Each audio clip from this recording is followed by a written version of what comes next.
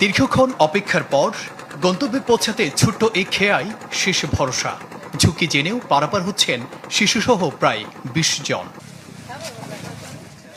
পটুয়াখালীর নলুয়াবাগী নদীর উপর নির্মাণাধীন সেতুর কাজ শেষ না হওয়ায় এভাবেই নিত্যদিনের কাজে যেতে হচ্ছে বহু মানুষের।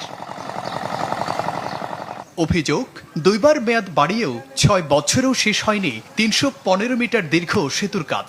ফলে চরম দুর্ভোগে নদীর দুই পাড়ের লক্ষাধিক মানুষ।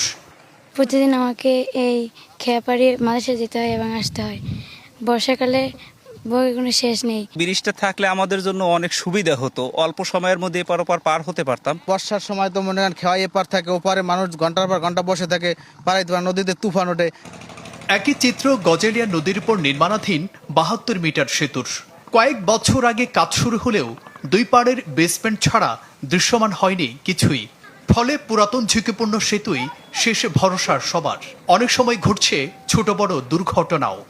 সকালবেলা হইলে এটার উপর দিয়ে গাড়ি গেলে অনেক গাড়ি পড়িয়ে গেছে, আপনার স্লিপ কেটে গাড়ি নিয়ে যাইতে পারি না, এই সেতু ভাঙ্গা ভয়েতে আমরা এটার উপর উঠি না। কন্ট্রাক্টর মানে কাজ করে তো করে না, এই মালানে আবার উনি লোক জায়গা। এলজিইডির দাবি, ভূমি জটিলতা ও ঠিকাদারের গাফিলতির কারণে কাজ শেষ হতে বিলম্ব হচ্ছে।